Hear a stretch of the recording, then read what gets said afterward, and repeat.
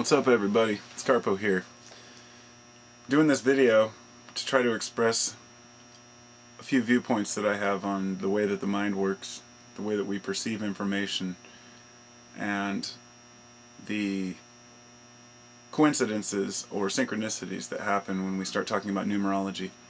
And I've always been fascinated with numerology, but when I see people reducing the English language to numbers, I start asking, how far will people go to believe a number is significant? And I believe all numbers are significant, and they all represent something, and they all have something to give. So here's what I decided to do. Here's my experiment for this morning. I decided to pick a random number off the top of my head. I thought 2-digit number wouldn't be fair because, there's not many possibilities. I decided to go with a 3-digit number. So the number I popped into my head was 612. I decided to come up with a second number in order to make it fair, so I could try to compare these two numbers and make them both seem important.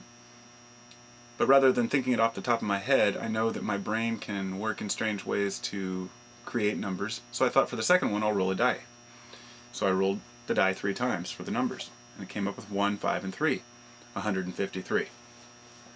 So I started playing with these two numbers, 153 and 612. I found out that 612 divided by 4, which is a very important number, is 153.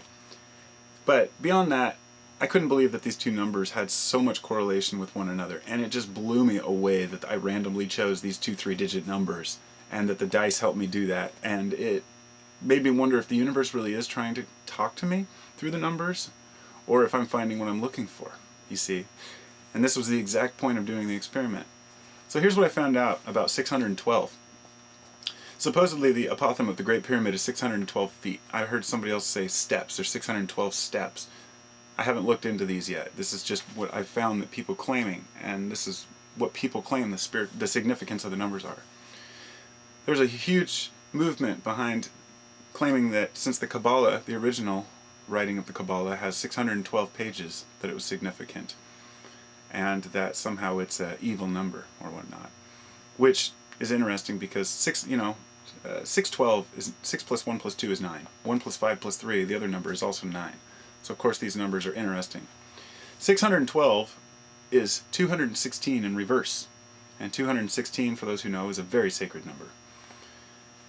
And the Riyadh, the city of Riyadh, is 612 feet above sea level. I mean, so what, right? Well, that's the extent people will go to, make numbers fit. But I don't know. I don't think that one belonged in there. Here's the interesting thing: is that 17 times 36 is 612.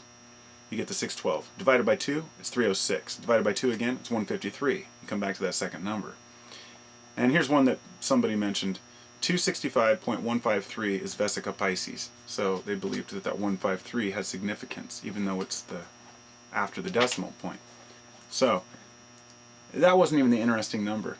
Here comes 153. 153 went crazy. It was 153 fishes in the net in the Bible from Jesus, and this number has been going, and this is the one that dice chose for me. And it's also in geometry, that there's supposedly 153 fishes in the flower of life. And they talk about the flower of life and the fishes in the net. These things are really starting to make sense, but I'm making sure that it's a solid foundation that I'm building it on. And then there's 265 over 153, which is supposedly some irreducible number that's the square root of 3. I don't understand how that works yet, so I'll just leave that one out. If you take a triangle base, a 17 by 17 triangle, there's 153 units in that triangle. I found that one very interesting, and people went even took words and reduced them down to 153. The ones that came up that I saw were Michael the Archangel, adds up to 153. Quetzalcoatl adds up to 153. James Paul Furia is 153, whoever that is, and the number 360 written out as words is also 153. I don't really find any significance in English language as correlating to numbers, so I'll leave those ones out. If you go 360 feet up the Great Pyramid, it's the 153rd course.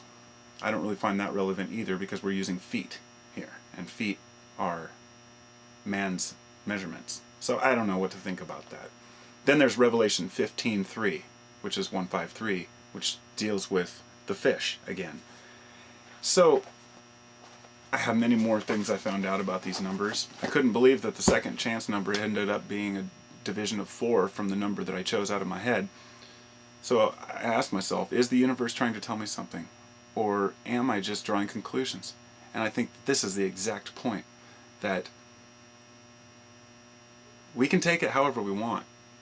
Nobody's going to be able to prove that the universe is speaking through mathematics to them, nor disprove it. It's just one of those things that exists. I guess a good experiment for me to do would be to randomly select 2 more numbers, and see what I can come up with those. My thought was 153. How am I ever going to find anything on that that's relevant? And I couldn't believe the amount of information I found on just that number.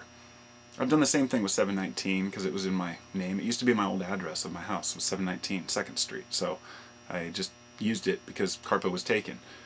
It had no real significance. And then I find out if I want to give it significance, I can. There was another thing I forgot to write down there, actually. What is it? The 153 plus 351. Is that right?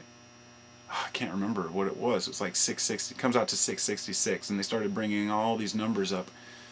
And pretty much anything divisible by 9 is going to come up with some interesting correlations. So, those are my 2 numbers of the day, and I'm just actually kind of blown away that they ended up being those 2 numbers. But what do you guys think about that? I mean, is it just synchronicity? Is it coincidence? Do they manifest it? Why do numbers mean so much to us, and how do we utilize this in our lives to better ourselves?